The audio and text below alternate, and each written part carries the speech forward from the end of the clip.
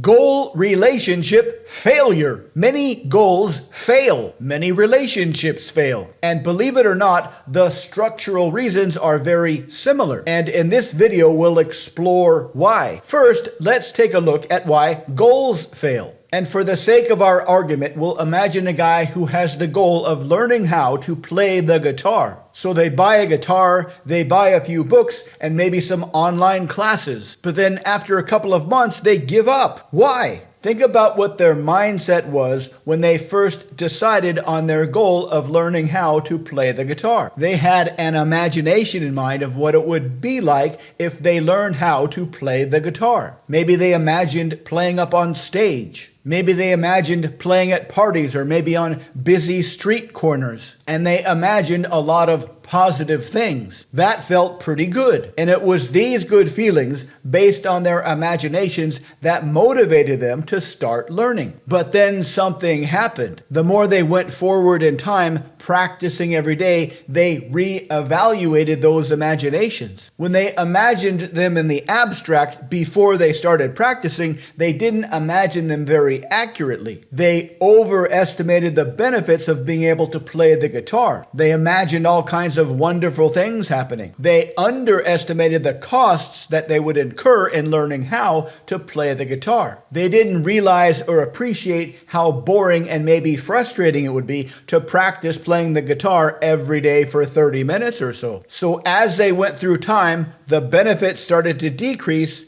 and the costs started to increase. Eventually, the costs were greater than the benefits. And when this happens, it's rational to quit. It's absolutely irrational to keep doing something when you believe the costs are greater than the benefits. Nobody is going to pay $6 to get $5. And as you can likely imagine, relationships work the same way. We are hardwired by evolution to want to be in a relationship of some kind. Nobody likes to be lonely. So we get together with somebody and it feels good. And if we are truly being ourselves, it doesn't feel like we are doing anything, but we're getting all kinds of wonderful feelings in return. And if we're lucky, the other person feels the same way. The costs are minimum and the benefits are enormous. But as time moves forward, that equation starts to change. The costs become greater and the benefits become less. We get used to the other person and that magic feeling starts to fade. We notice things about them that we didn't notice before, and putting up with those things starts to seem like a hassle. Even worse, as time goes on, the opportunity costs start to increase. Opportunity costs are the things we can't do once we've made a decision. And the opportunity costs of being in a relationship are all those other people that we can't be in a relationship with. So the costs, including the opportunity costs, start to go up. And the benefits start to go down. And just like our would-be guitar hero, once the costs exceed the benefits, it's natural to give up. The relationship fizzles and dies. Does this mean that all relationships are doomed? Nope.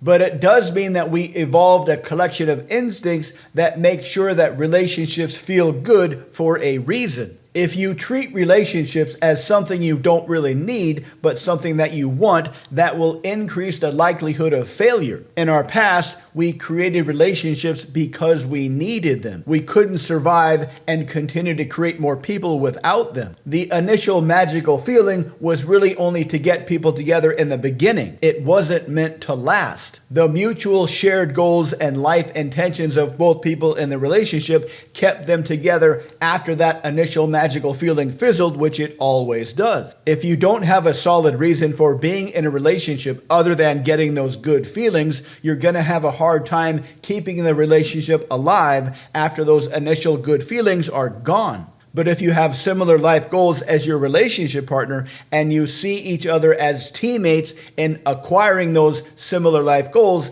then you've got a fighting chance. In order to truly create and enjoy a committed long-term relationship, you must believe that the achievement of your life goals is better within a relationship than without it. What that means to you is up for you to decide. To learn more about relationships and how to create them and enjoy them, please visit Mind and Persuasion.com. Check out the links below. And because we make videos almost every day, please subscribe so you can continue to learn more. Let us know what you think in the comments. Thank you for watching.